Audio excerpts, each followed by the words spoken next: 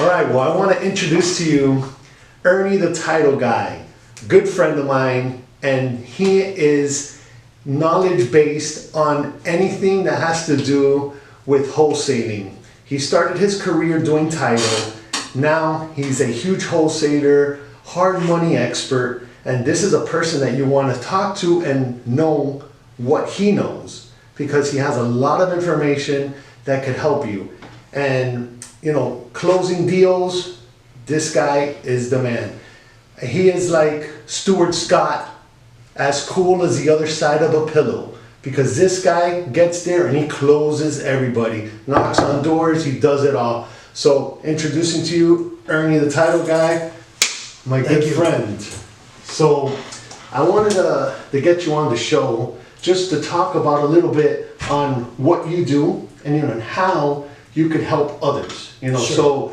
So my first question is, you know, you've been doing this for a long time. A lot of people have no idea how to make that extra income because times are tough, right? You know, people are now driving Uber. They're doing all these like other things that they never did before because obviously things are expensive. Can somebody start doing, you know, what you do, or what, you know, investing and any of those things? Can somebody do that with, you know, not $1 billion, you know? Can somebody do it with, you know, a few $1,000? You know, is that possible? Sure. So somebody that wants to get into investing in real estate, right? Is it possible to come in with little to no money down? And absolutely it is.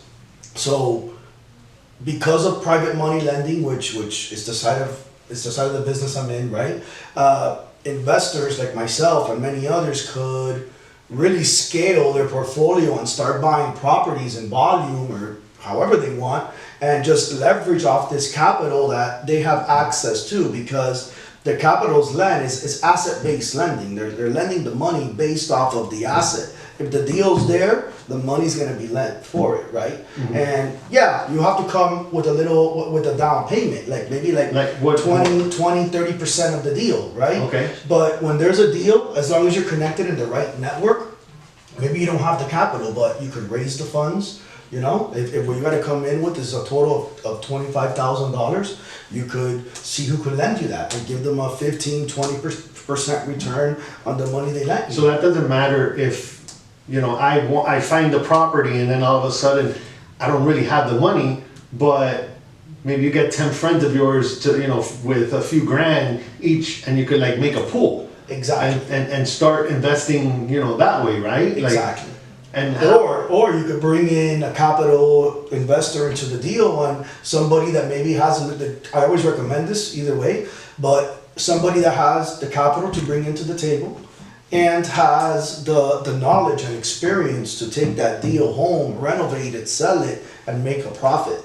Now, so if somebody comes to you and says, hey, look, I have this killer property, whatever, in Hialeah, right? Nobody knows about it. You know, it's not listed, and I could get the property, and it's a triplex, you know. But damn, I don't really have, you know, cash. You could help in that sense as well.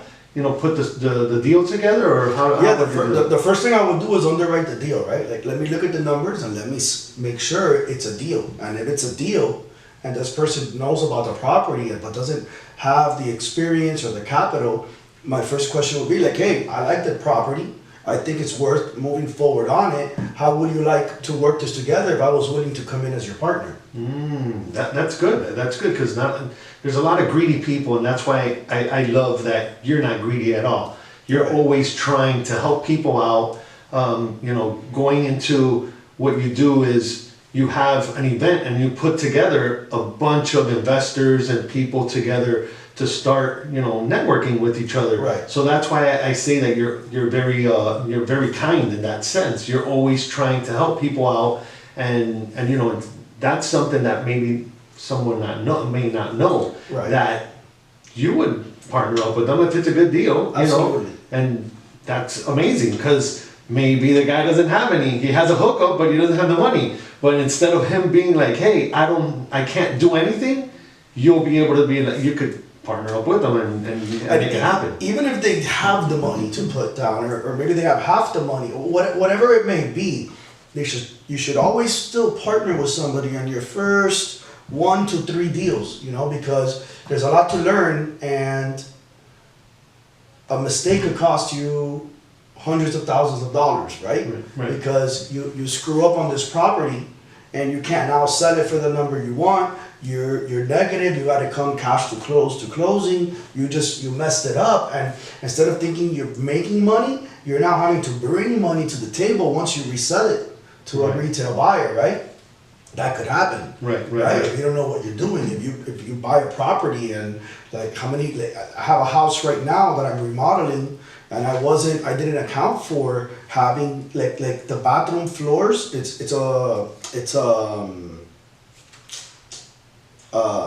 How can I forget the word right now? Is it the ones that are high that they have the under? Yeah. My brain just went to a blank right now. But either way, yes, the home is raised, right? And it's bothering me that I can't remember that word. It's alright. It'll come to you. The bathrooms, the floors are completely rotten, and when we started doing construction and knocking down things around the bathrooms and all that the house got a little bit shaky. The floors started sinking. Holy crap! Right. So I needed to now remove all that floor, start changing all the trusses running through, along it set me back with not just a bunch of more material, but a much more labor to pay for and time. The time costs money because these private loans are interest-only payment loans, and you're paying the loan for the length of you're making the payment for the length of that loan.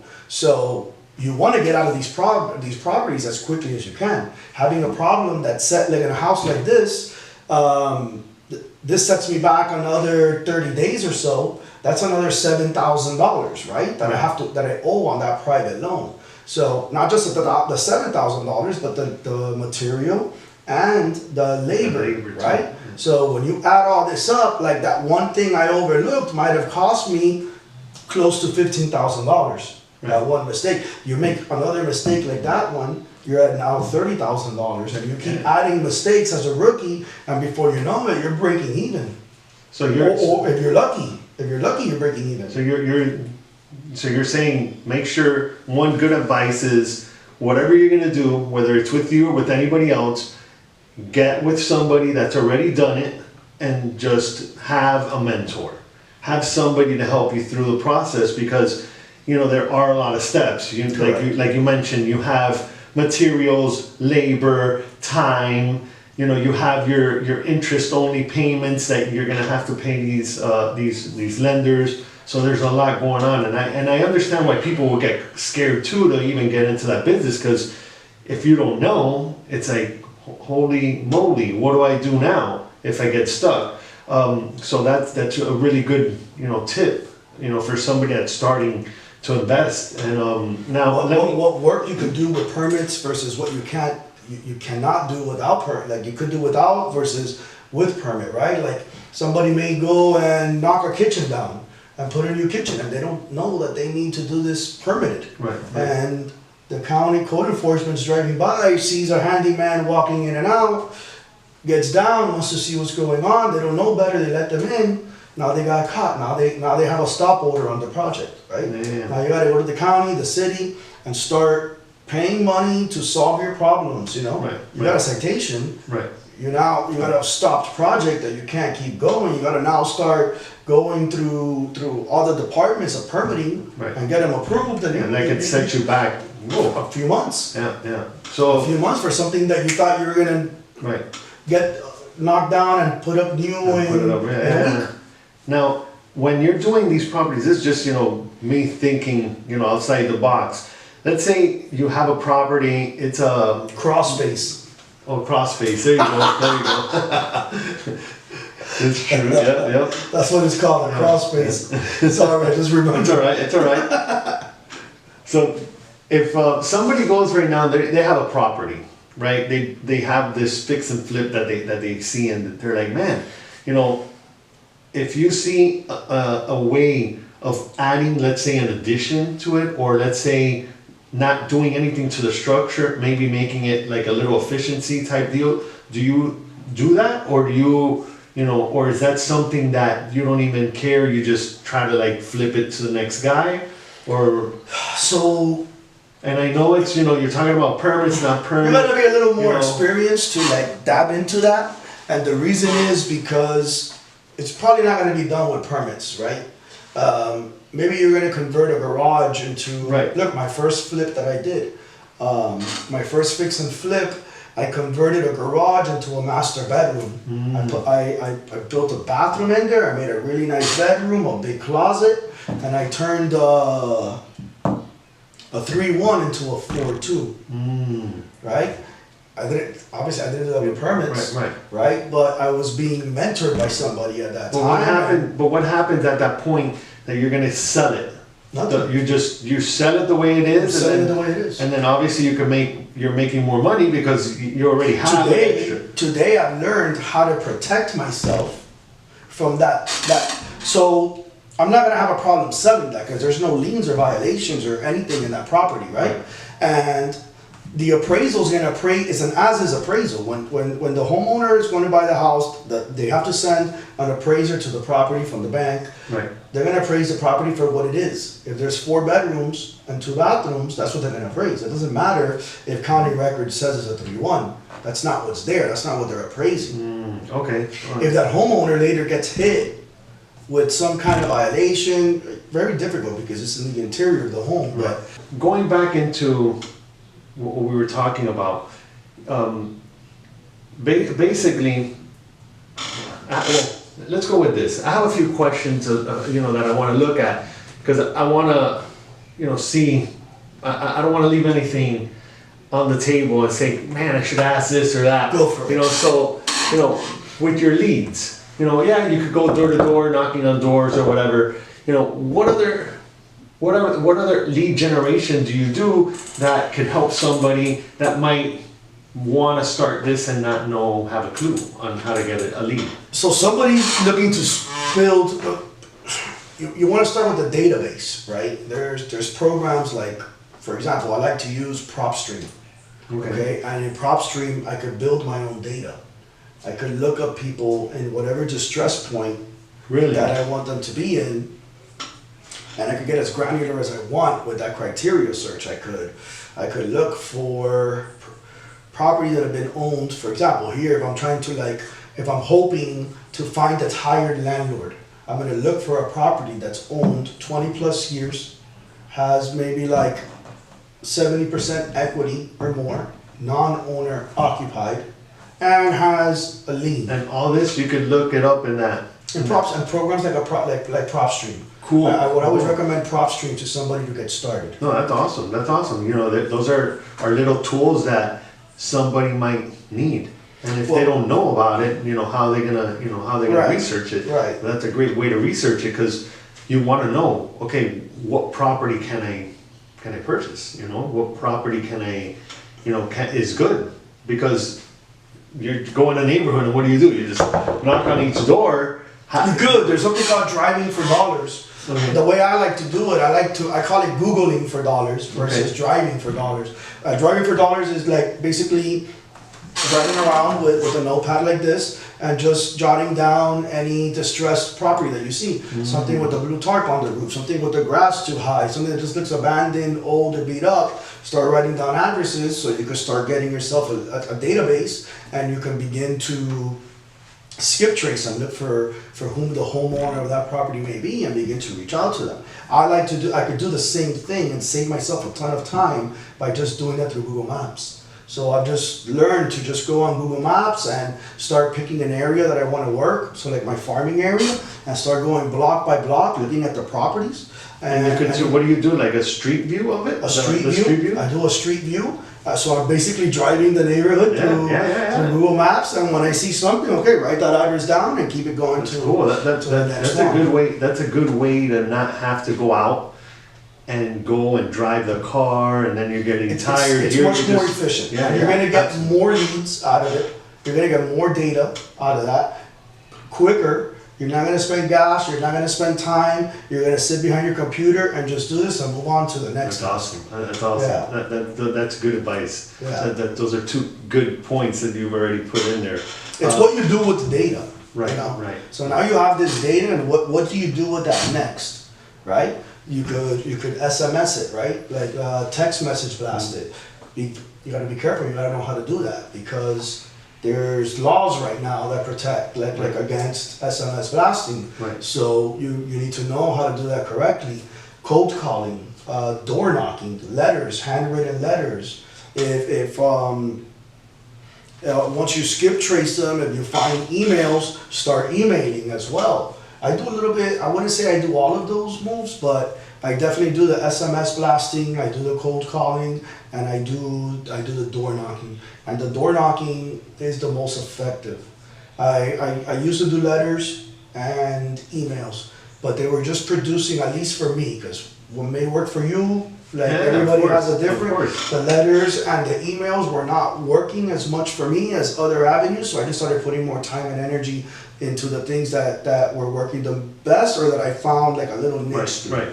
Right? But there's nothing like knocking on somebody's door, them being able to like analyze you, see if they like you or if they don't, versus like a phone call, a card in the mail, a text message. It's not the same.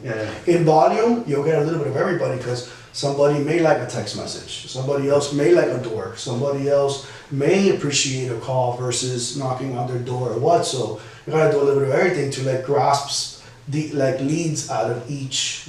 You know. But my biggest deals have come from door knocking, and it's because the homeowner has trusted me. They've trusted me, and they've trusted like my guidance, and it's helped me get to like a position where I get a good deal, the homeowner gets what they want, everybody's in a win-win, right? Which is important. Like as somebody coming in to buy a property, it's not always about, hey, I want to buy your house cash. You know, it's like, hey, you know, like, okay, you're willing to sell it. How come? Why are you selling it? What are you doing? So the right questions. You gotta prospect them because solutions happen. You could identify solutions by having the right conversation with the homeowner.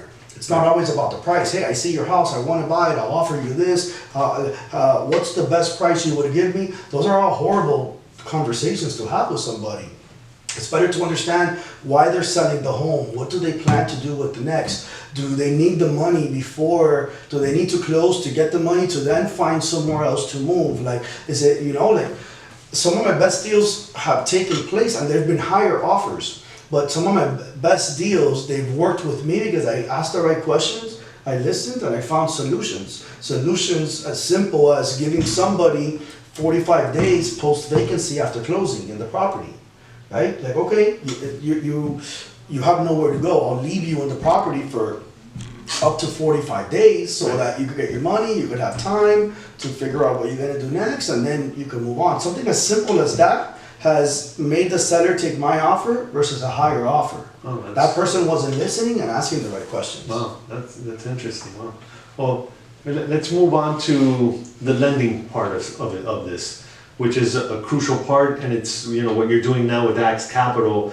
You're the one that's in charge of what is the hard money lending part of this business, and you know, give us a little bit about what the hard money side of this business entails.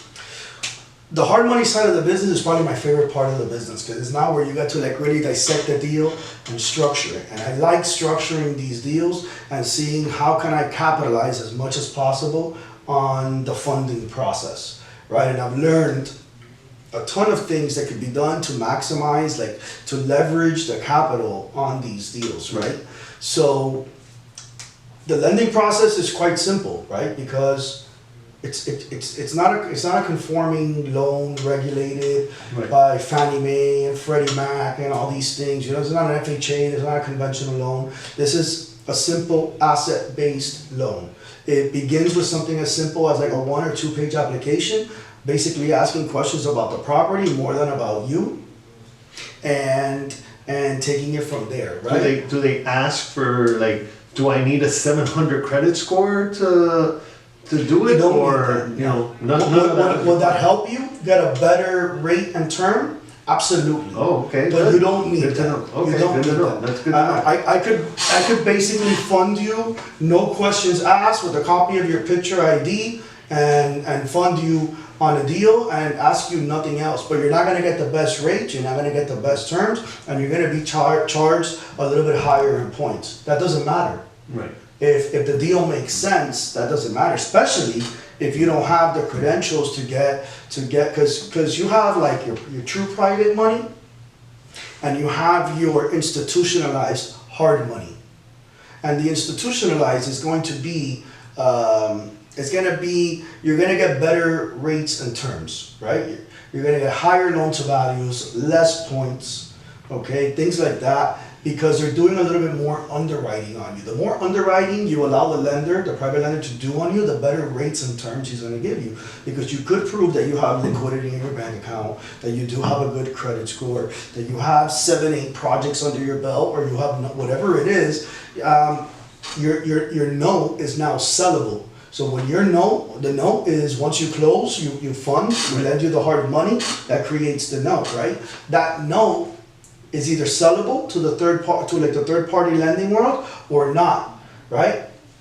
The way to circulate this money is I fund you, I sell the note, I get my money back, and I fund the next and sell the note, I get my money back. Yeah. That's how you could do heavy volume. In the private side, it's check writers. Hey, I like the deal. I'll work with you, they might drive, look at the property, do a pencil search. But it could be a rich guy you might know that lends money, and he's like, just goes around, hey, yeah, I got you. I love that property, love the location, and it's people that are maybe on the ground here that are more active than the institution. Is that how that would work? Correct. Yeah. The institution lies lending is probably more active because these are working off warehouse lines, and it's meant to do large volume. So there's more activity there. The private guys are doing a little less, but they're lending the money much easier. Yeah, they're lenient. I just closed today, closed yesterday, funded today, my first deal that I went through private. And the process was super smooth and super easy. I used one of our private guys, and I got 100% financing.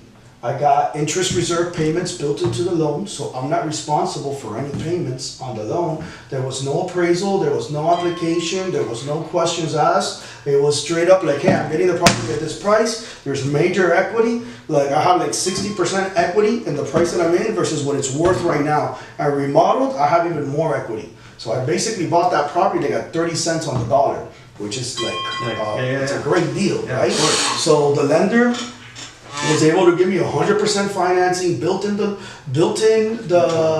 interest reserve payment, so I don't owe $1 until I sell that home. Right, that's awesome. Right? Yeah.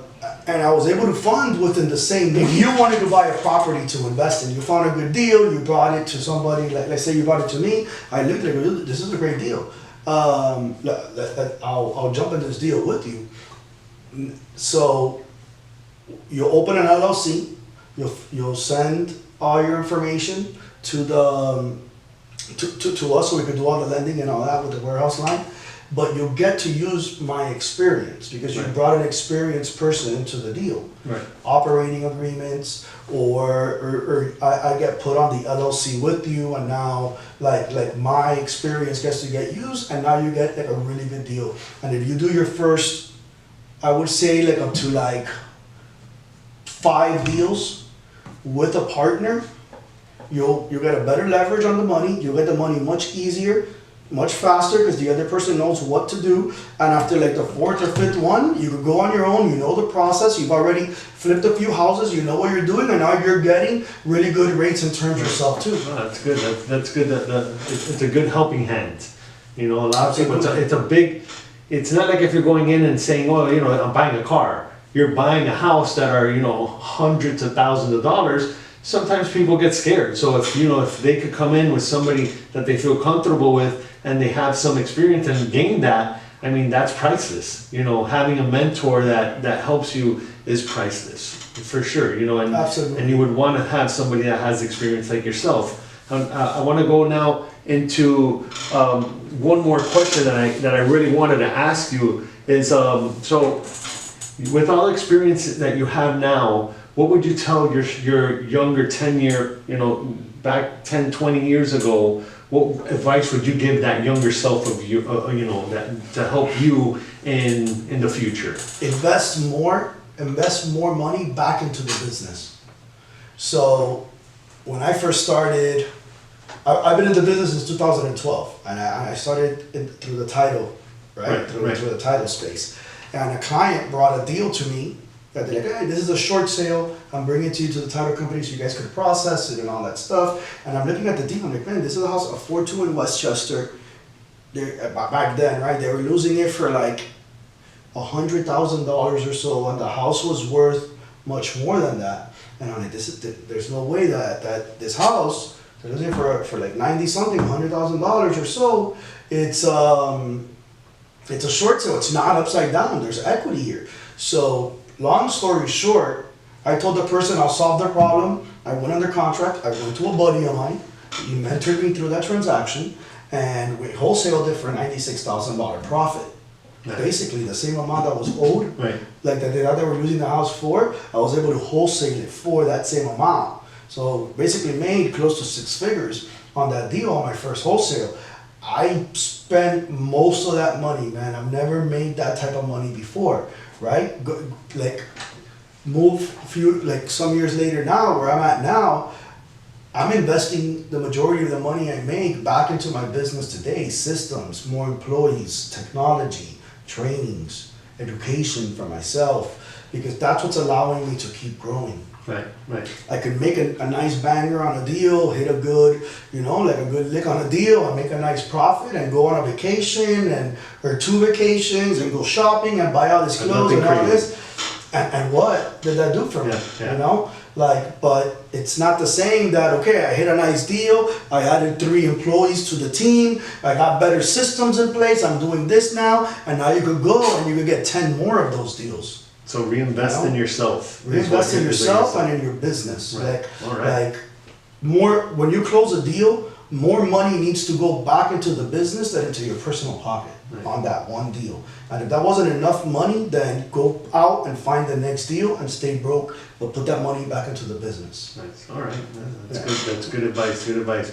Well, I'm gonna put all the descriptions down below from Ernie, all his contact. As you can see, his YouTube channel, which is blowing up, and anything that you need, his contact's there.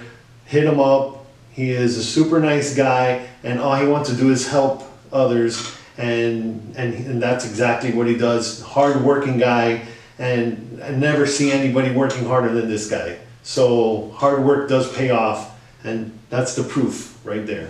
All right. Thank you for tuning in. Thank you.